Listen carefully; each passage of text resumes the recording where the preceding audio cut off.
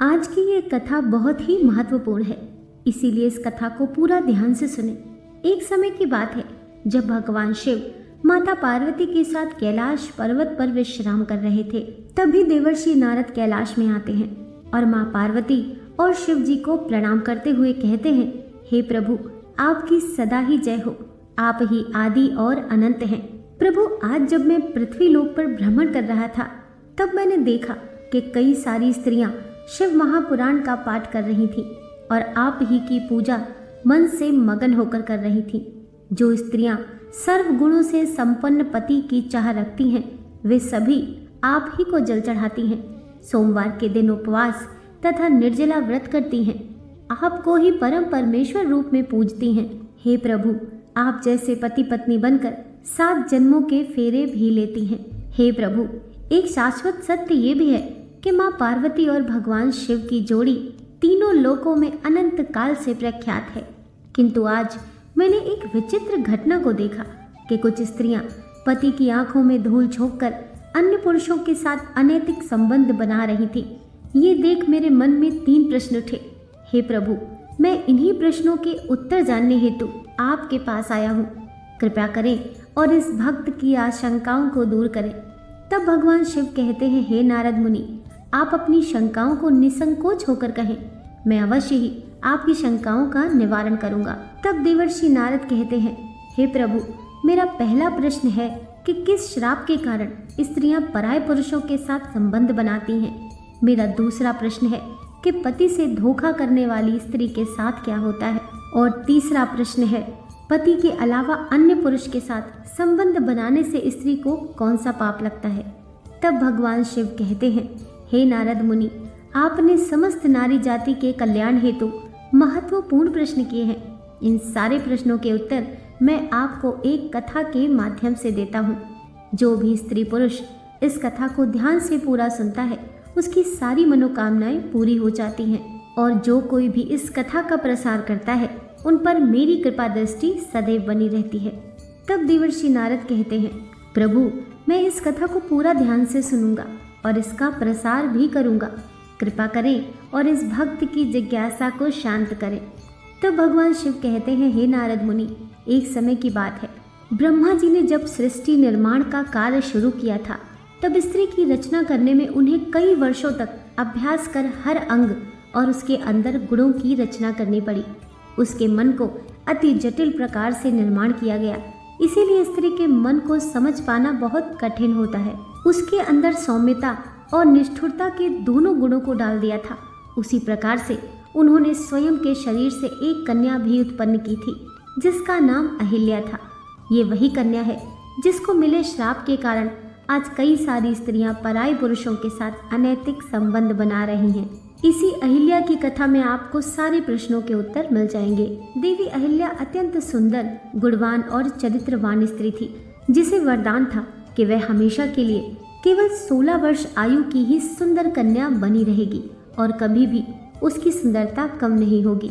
फिर एक दिन जब ब्रह्मा जी ने उसे शिक्षा प्राप्त करने हेतु महर्षि गौतम के आश्रम में भेज दिया था, वह कन्या इतनी सुंदर थी कि उसे सारे संसार के देव और दानव अपनी पत्नी बनाने की इच्छा रखते थे। किंतु जब मुनि गौतम के आश्रम में अत्यंत सुरक्षिता में शिक्षा ग्रहण करने के बाद जब उसे ऋषि गौतम ने वापस ब्रह्मा जी के पास भेजा, तब उनके मन की पवित्रता को देख ब्रह्मा जी ने अहिल्या का विवाह मुनि गौतम के साथ करा दिया, ये कहकर कि आप जैसा योग्य वर पूरे संसार में नहीं है। तब भगवान शिव कहते हैं, हे नारद मुनि, फिर कुछ दिन बीतने के बाद जब देवी अहिल्या गंगा तट पर स्नान करने हेतु गई थी, उसी समय देवराज इंद्र भी उसी वन में विहार करने के लिए आए थे। उसी समय जब इंद्र की कुदृष्टि अहिल्या पर पड़ी, तो वे उनकी सुंदरता को देख इतने मोहित हुए कि देवराज इंद्र अपने इंद्र की लालसा में उन्मत्त हो गए। जब इंद्र को इस बात का पता चला कि उनका विवाह ऋषि गौतम के साथ हो चुका है, फिर भी वे उनके पीछे उन्हें पाने के लिए पड़ गए। वे हर रोज उन्हें देखने के लिए छुप छुप कर उनका पीछा करने लगे। उसने ऋषि गौतम और देवी अहिल्या की सारी गतिविधियों को जान लिया और फिर एक दिन चंद्रमा के पास गए। भगवान शिव कहते हैं, हे नारद मुनि, जब भी कोई व्यक्ति अपने मित्र का चुनाव करता है तो सबसे पहले उनके आचार विचार एक जैसे ही होते हैं। जैसे कि किसी चोर का मित्र चोर ही होता है और संत का मित्र संत ही होता है। फिर एक दिन इंद्र और चंद्र ने मिलकर एक योजना बनाई, जिसके अनुसार एक रात को इंद्रदेव मुनि गौतम के भेष में अहिल्या के पास जाएंगे और चंद्रमा इस जोखिम भरे कार्य में उनकी सहायता करेंगे। हे नारद, चंद्रमा ने भी अपने गुरु से धोखा किया था, जिसका कारण ये था कि चंद्रमा के गुरुदेव गुरु बृहस्पति हैं। एक बार चंद्रमा शिक्षा हासिल करने के लिए बृहस्पति के पास गए थे। वहां चंद्रमा बृहस्पति की पत्नी तारा की सुंदरता पर मोहित हो गए और उनसे प्यार करने लगे। इसके बाद तारा चंद्रमा के साथ चली गई और बृहस्पति को छोड़ दिया। चंद्रमा को भी इसके फलस्वरूप श्राप मिल चुका था। फिर भगवान शिव कहते हैं, हे नारद मुनि, फिर एक दिन की बात है, देवराज इंद्र और चंद्रमा की योजना अनुसार इंद्र ने महर्षि गौतम का तथा चंद्रमा ने एक मुर्गे का रूप धारण कर लिया और वे दोनों ही ऋषि की कुटिया के पास पहुंचे। अभी रात्रि का दूसरा पहर समाप्त होने ही वाला था कि तभी मुर्गा बने चंद्रमा ने बांग लगा दिया, जिस कारण से मुनि गौतम की आंख खुल गई और वे उठकर गंगा में स्नान करने हेतु घर से बाहर निकल गए। वहीं दूसरी तरफ महर्षि गौतम बने देवराज इंद्र ने अहिल्या की कुटिया में प्रवेश किया। तभी देवी अहिल्या को संदेह हुआ और वे कहने लगी, हे स्वामी, आप तो अभी अभी स्नान करने हेतु गए थे, फिर इतनी शीघ्रता से वापस लौट कर क्यों आए हैं? कोई समस्या है तो आप मुझे कहिए। तभी मुनि रूप धारण करने वाले इंद्र बोले, हे देवी, मेरे मन में काम वासना जाग उठी है, आप इसे शांत कीजिए, फिर मैं स्नान पूजा आदि कार्य करने हेतु चला जाऊंगा। अपने पति को ऐसे व्याकुल देख देवी अहिल्या शर्माते हुए बोली, स्वामी, अभी तो प्रातः काल है, इस समय मुझे काम क्रीड़ा करना ठीक नहीं लगता।